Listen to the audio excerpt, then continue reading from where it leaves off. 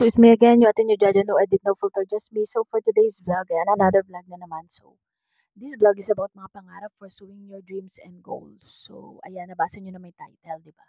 So don't forget to subscribe first. So take care of yourself. You have a dream.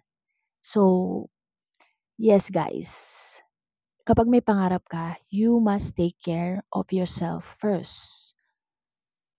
In general, alagaan mo yung sarili mo, yung kalusugan mo, physical, inside and out. And you must take care of yourself, like, lagi mo unahin yung sarili mo. Pero, hindi ko naman sinabing maging selfish ka.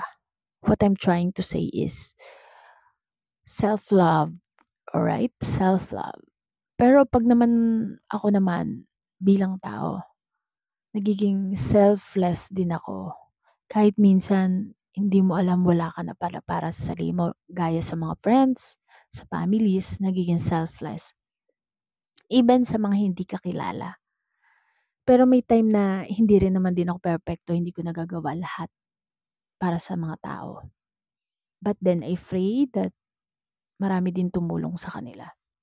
Okay. Take care of yourself because kasi kung naabot mo yung pangarap mo, you're reaching your goals or dreams, kailangan malusog ka. Kailangan maayos ka. Kasi hindi mo magagawa yung dreams mo kung hindi ka healthy. Kung nakalimutan mo na yung sarili mo. Parang pag-ibig lang yan. Minamahal mo yung isang tao pero hindi mo alam, in the process, in your journey, you are losing yourself because of loving someone. You forget yourself. Be kind to yourself, okay? Lagi mong tandaan, you are enough, you are beautiful, and God loves you. You deserve better. You deserve love to this world, from this world. Okay? Kaya ikaw, kapag hindi mo na kaya or hindi mo na alam yung mga gagawin mo, ito lang din masasabi ko sa'yo. Mag-pray ka lang. Kasi nothing is impossible with God. Nakikinig siya. Offer everything to Him if you don't know what to do. Alright? Because He's the way. He's the light. Alam nyo guys, kasi ako din bilang tao, dumarating din ako sa time na nakakalimutan ko yung sarili ko.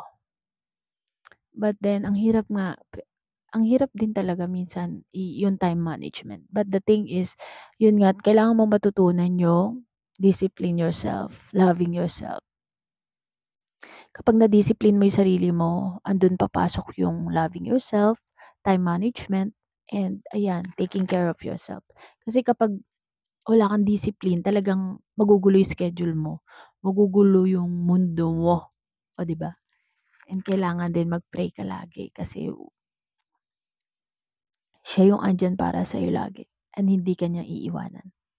Okay, I hope may natutunan kayo sa vlog na to and share mo lang to kung gusto mong marinig din na iba. And don't forget to like, share, subscribe to my channel, click the notification bell for more upcoming videos. Bye! See you in my next vlog.